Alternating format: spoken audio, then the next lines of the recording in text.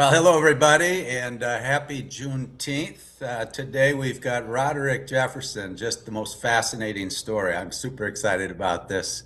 And Fuel is the producer here, so if you haven't checked out myfuel.io, I urge you and invite you to do that. It's the fastest growing e-learning platform on the planet, and we are just delighted to share with you all of our experience and now our AIs, where you can reach us 24/7 anywhere in the world in multiple languages to get our coaching and get our help. And as you know, if you've been watching Fearless, had some phenomenal instructors, keynote speakers, TEDx talks, #1 bestsellers, things like that. And today we're going to give you Roderick Jefferson. And Roderick is, I was 2 weeks ago, I had Bryn Tillman on the show, and she's just fantastic. She's a Fuel instructor, in fact, with an AI twin. And Bryn said, you got to have Roderick on this show. He's absolutely fantastic. She described him as deeply spiritual, with just the biggest heart she's ever seen, and just truly, truly loves him. So I'm so grateful, and thank you, Bryn Tillman, for that. So Roderick is, our paths have been so similar because we're both in the leadership development, the strategic planning and development business, and team building, things like that. Roderick is especially valuable in sales enablement. He'll talk a little bit about that. But this show is called Fearless for a reason, because I am trying to get guests to come on who are have dealt with adversity or significant setbacks in their life, and just how did they get through that? Because there are a lot of people around the world right now who are pretty nervous or stressed or anxious or afraid of what's going on. And so how do we approach each day without that fear? And I liken it to a quarterback walking up to the line of scrimmage, which is how I learned this a long time ago. And when you walk up and you snap and the ball is snapped and the play is in play, how do you walk up to the line of scrimmage? It's like, how do you get up in the morning and approach the day? There's uncertainty everywhere, right? And so no matter how much you've prepared and planned ahead in the game of football or in anything in life, there's variables. And so do you approach the line of scrimmage afraid and nervous and anxious? Because that's really no way to play well. Or do you approach it with an inner grace and confidence and inner power? And we'll talk a little bit about inspiration. And when you're inspired, you're not afraid. The two can't be to go together at the same time.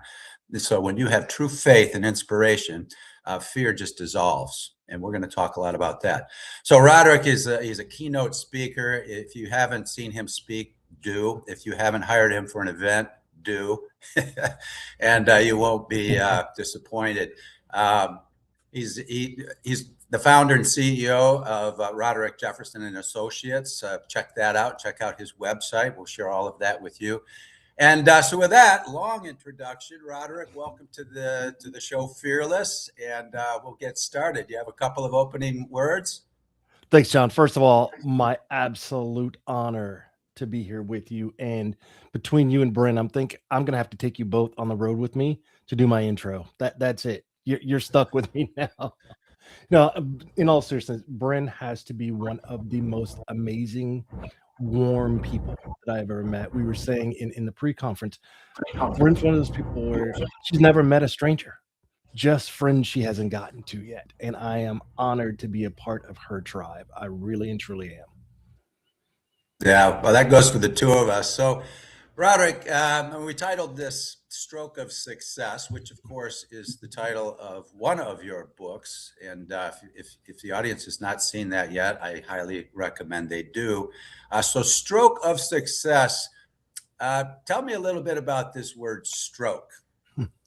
It is the literal sense. So, I live in San Francisco, near San Francisco. I was down in LA. I'm getting ready for a keynote the next day, and walking around, getting myself immersed in the culture and the climate there at the location. And I took my team out to dinner like we always do the night before, but it was different. I was really, really tired. Like you, I played football as well, so I know what double days are like. I know what that feels like. I've been through the starting of basketball season where you're like, "Oh god, I can't even lift my legs." But it wasn't that kind of tired. It was a level that I had never felt before. So, having dinner, and I look up at the folks at the table, and everyone's looking at what happened here. Well, what had happened is I'd actually fallen asleep head down in the middle of a sentence. That's not like me.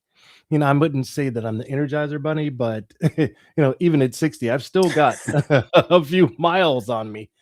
And so I look up and I'm like, "What's going on?" They're like, "Boss, you went to sleep." I'm like, "Come on, seriously?" So I start joking. Maybe I got narcolepsy. Maybe I'm getting old, but it didn't feel right inside of me. So after dinner, I decided to head back to the room. I was going to go prep for my keynote the next day, like I always do. But again, this didn't feel right.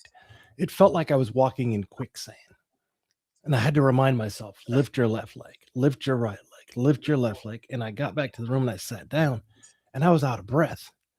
And the restaurant was really close to my room, which now started to scare me a little bit. I had done my prep. I go to sleep. I wake up the next morning.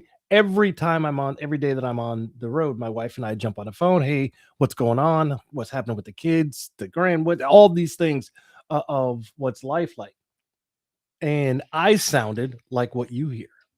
What she heard was blah, blah, blah, blah, blah.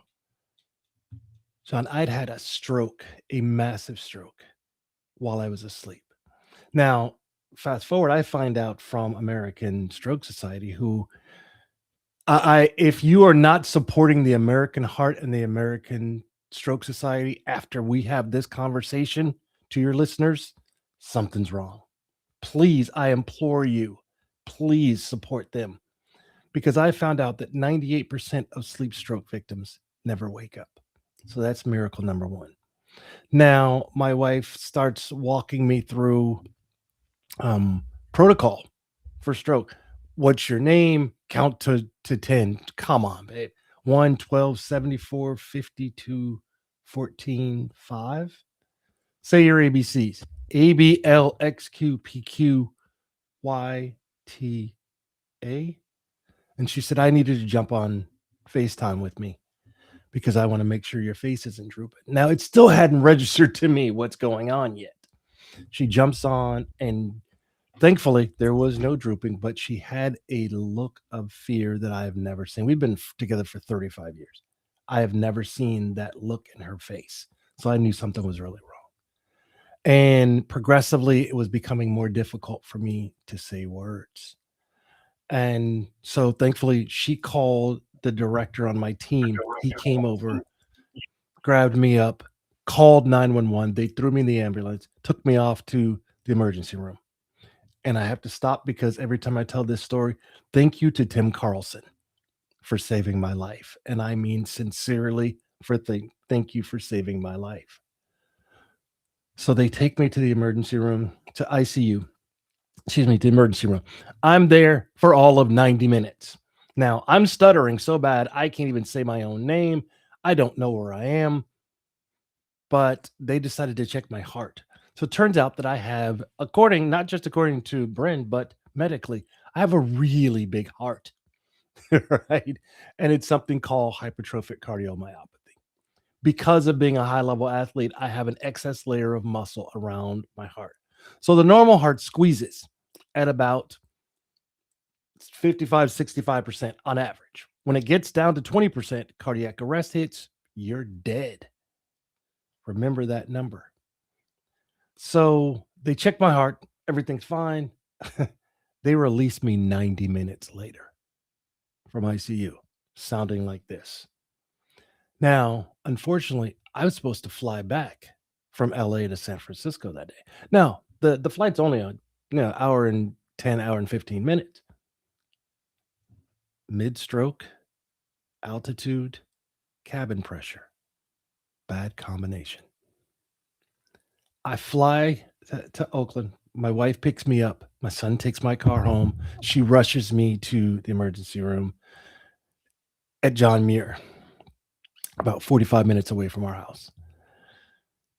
I don't remember the first 3 days of being in the hospital because everything was just a blur and things were going really, really fast and my brain was going really slow. But my wife told me that the first thing that the neurologist and cardiologist says is miracle number two. Your husband's a miracle. There's no reason he should be alive medically. Cabin pressure, altitude, mid stroke. That's the first we've ever seen someone go through that and actually live. So this was, and I should probably mention, this was only 5 years ago that all this happened. And what was going on 5 years ago? COVID. So now I'm stuck in the hospital. They've pushed me up to ICU now. My kids can't come to see me, only one person, my wife. And do I really want her coming to see me in ICU with the sickest of the sick during COVID? I said, you're going to have to see me over FaceTime. Because, of course, because of who she is. She's like, you don't get to tell me who you are. You can't even talk. How are you going to tell me what to do now? So I've been there for a couple of weeks now in the ICU. I've gone through 4 different roommates, and I only know this because I'm hearing different voices of people. They're coming and going. That means 4 of my roommates never went home from COVID. All 4 of them passed away. So now I'm feeling like the Lone Ranger. Right? I'm like, I hope I'm not number 5. Well, it gets worse and worse. Now I'm snowblind. So for anyone that skis or snowboards, it's not dark. It's bright all the time. It's like having a sharp, sharp, bright light in my eyes. And so I have no concept of day and night. So now my sleep pattern's thrown off on top of the fact that my entire left side is paralyzed. And I can't move my arm or my leg at all. Now it continues to get worse. And I thought, okay, what's going on here? And now the muscles in my throat start to atrophy and I'm having a hard time swallowing. So now they've got me on fluids and Ensure to keep me going.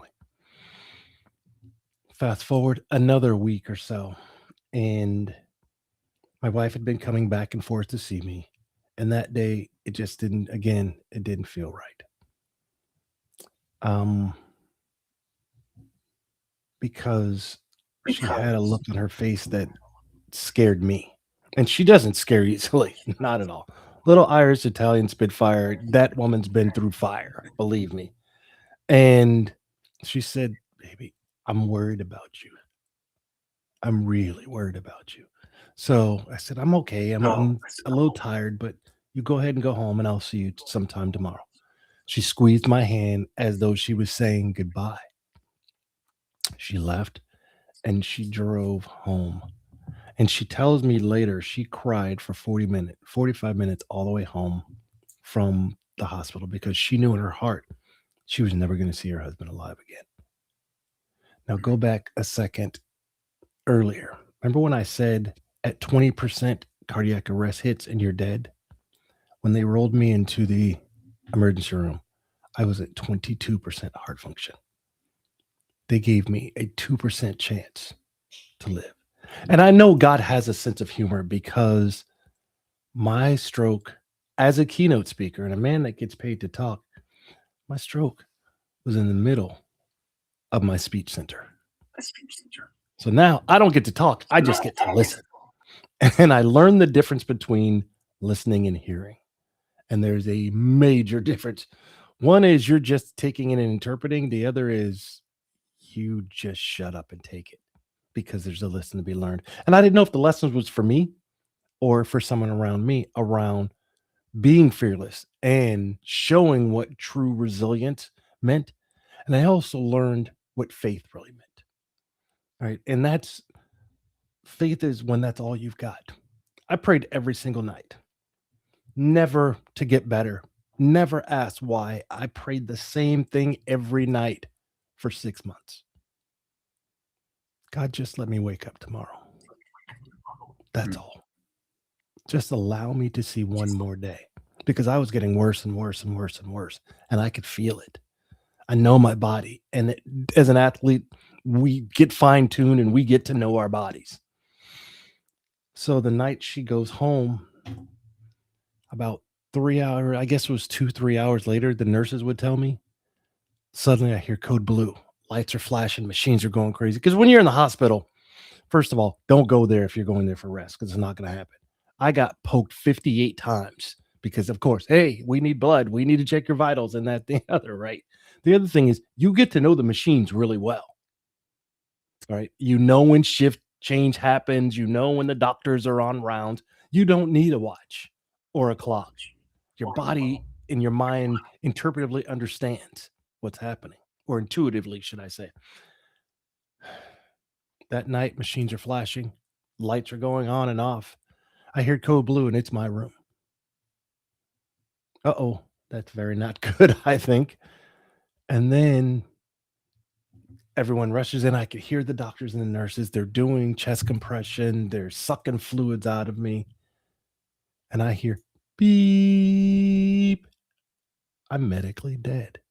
Now, for those that are interested in indies or near-death experiences, I did not see a white light.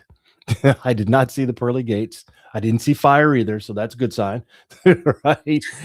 What happened is I floated up to the corner of the room, and I'm looking down on the doctors and the nurses working on my body.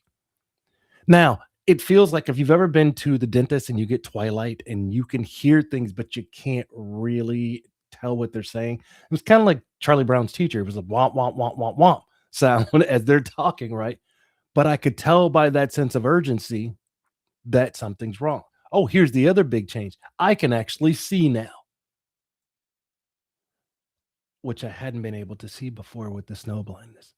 And I didn't have my glasses on, but I saw the most vibrant blues and greens and oranges and reds that I'd ever seen in my life. But again, I'm looking down on them and I can tell they're fighting desperately to try and get me back. And as I'm watching, I feel literally someone standing next to me. I look over to my left. It's my mom. My mama died in 1999. This was only 5 years ago. And so I said, okay, mama, good and faithful servant. I've done everything I'm supposed to do. Let's go home. And she looks at me and she says, as only my mama could in that Southern accent, baby, you're going to be okay. I was sent to tell you they're going to figure out what's wrong, but you can't live the way you've been living. You've got to make some big changes. And she gave me my new marching orders of what my new life's mission was supposed to be. And the other thing she said was, you've become a little too high and mighty. At this time, I was a corporate executive. I was flying around on corporate jets and helicopters, having lunch with President Obama, off to see the Queen of England. And I thought, oh, okay, I'm on top of the world. I have made it. I'm successful.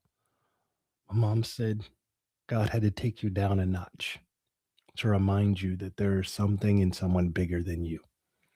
And you have forgotten what I taught you, which is your why, to always provide and protect. Because to add some backstory, in 18 months, John, I was in London, Paris, Geneva, Sao Paulo, Rio, Toronto, Beijing, Hong Kong, Sydney. In 18 months. I was never home. Oh, but the direct deposits were still coming every 2 weeks, right? So I thought, I'm providing. But I wasn't protecting.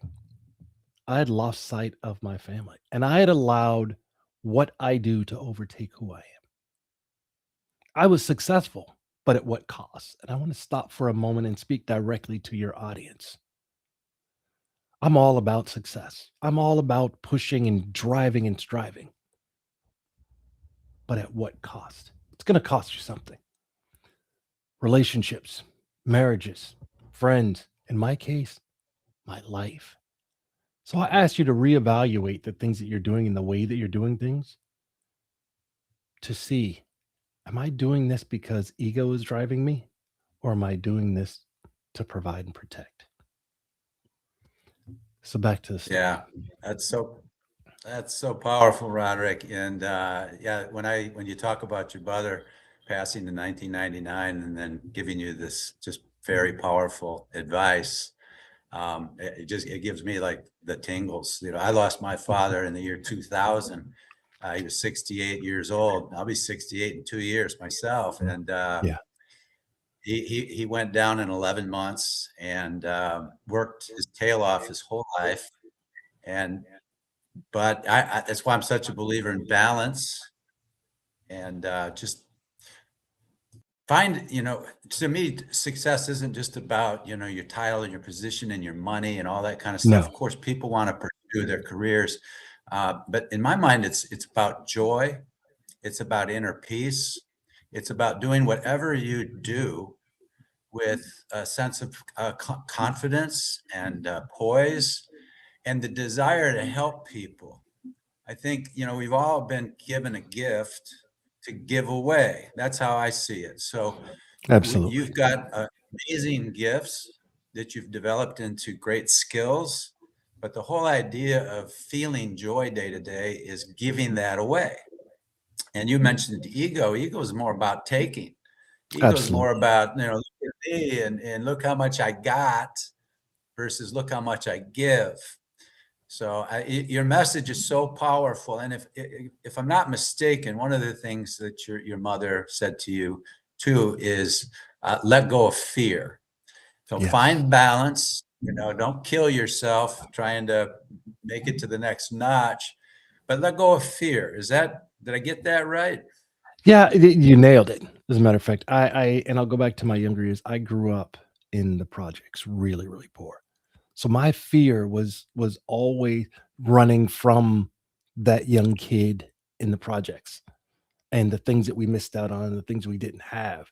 And so the accumulation of titles and accolades and logos and those things overtook the fear of fighting to get out of that.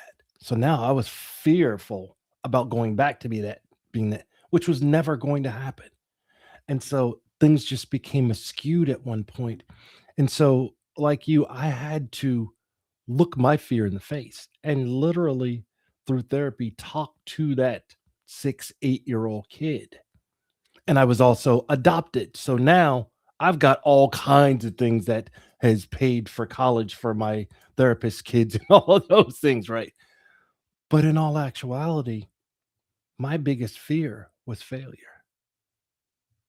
And I was fighting to run away from it and stay away from it as much as possible. And one of the things that I learned while I was laying there and I was unable to talk was fear equates to a lack of faith.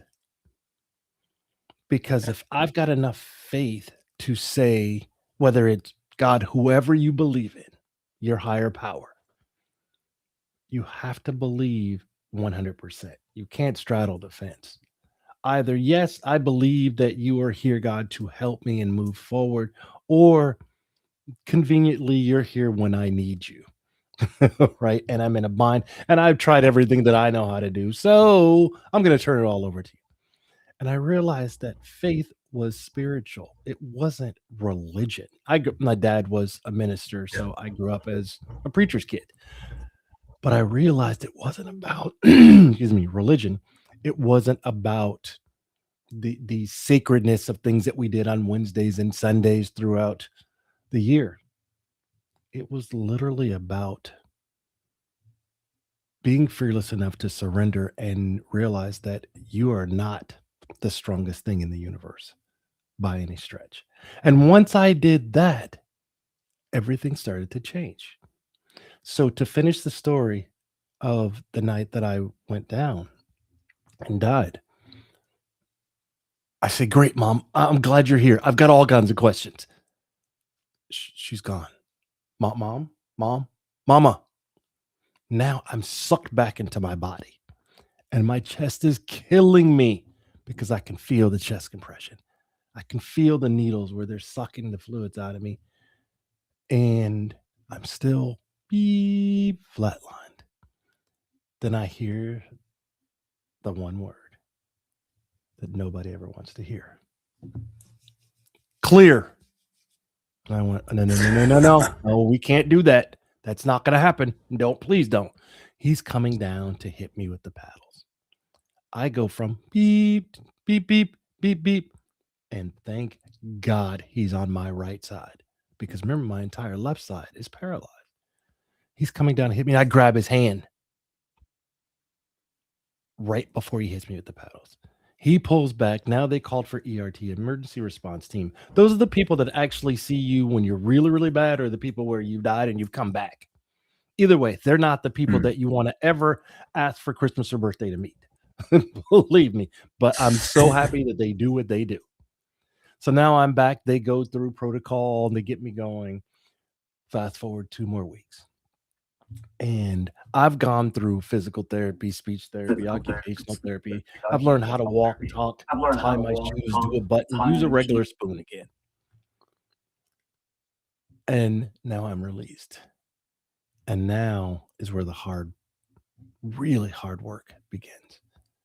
Because I had to realize, and here was another fear I had to face. I was never going to be the person that I was before that stroke. So I had to define what the next new me was going to look like. Yep, my leg was still dragging. My arms were still working when they wanted to. I had to go through so much speech therapy. I never realized how boring the alphabet is until you have to practice it 10 to 12 times a day to get back. But I had a secret weapon that most people don't have. Because I was a keynote speaker, I had all kinds of YouTube channel videos out there. Would you believe I actually used to watch and mimic my own YouTube reels? And that's how I got back to my flow, my pace, and my voice again. Now, people are like, that's a wonderful story. I'm so glad he's back, but I've never had a stroke. So what does this mean to me? First of all, back to the American Stroke Society, 1 out of every 4 humans over the age of 25 will incur a stroke in their lifetime.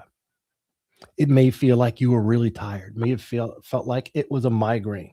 It may have just felt like you're a little off balance.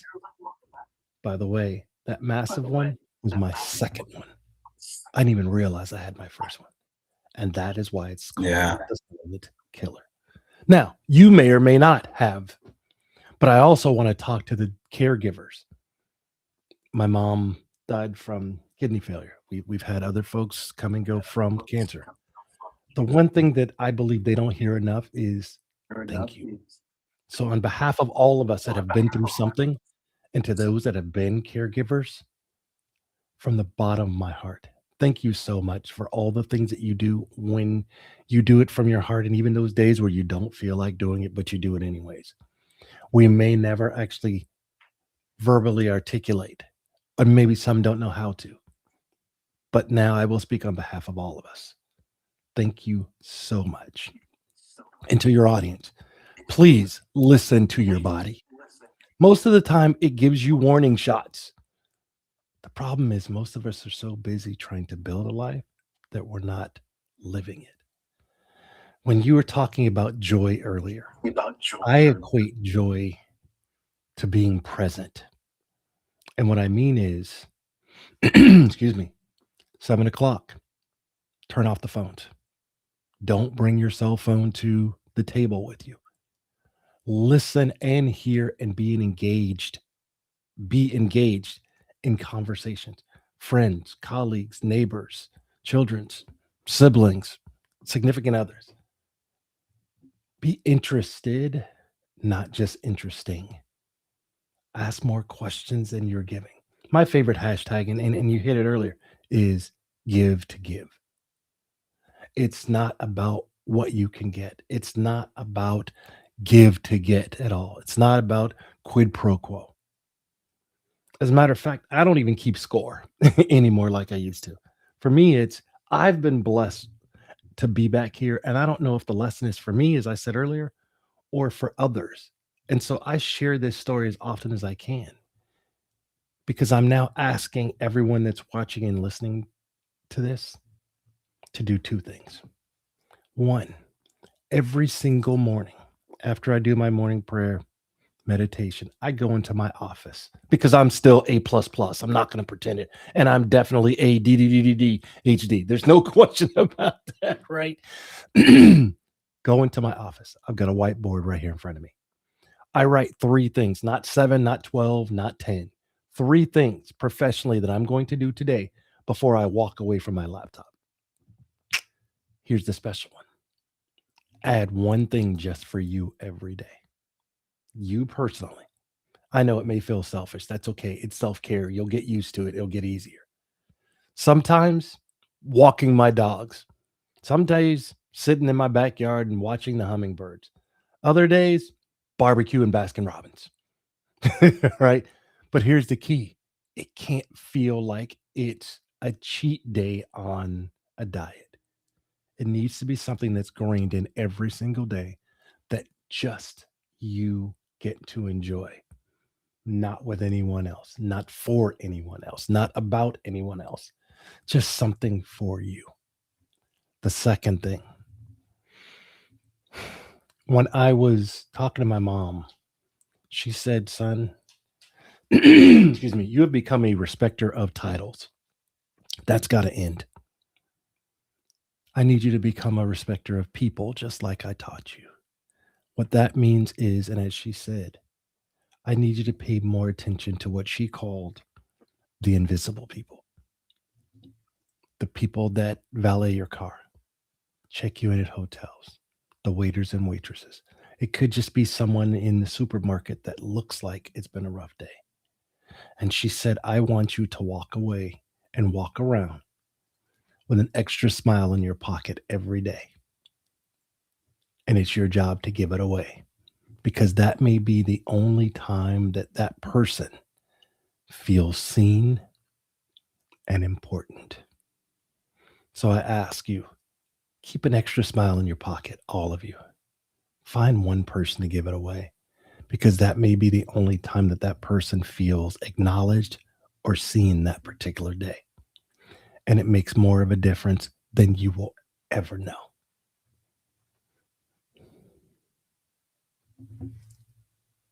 I can't hear you, sir. Oh, I'm sorry.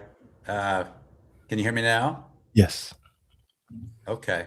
I was just going to say that what's really important in life, when you give it away, you have more of it. So those are things like love, the smile, the joy. When you give something that's invisible, to use your word, not just, you're not just giving money, so to speak, or a present Mhm. to somebody, because when you give that, you no longer have it. But when you give love and you give spirit and you give joy, you give a smile, you recognize someone's name, you're giving something that's deeply spiritual. And the more you give of that, the more you receive of the same. So it's, one takeaway for everybody is give love, give hope, give joy.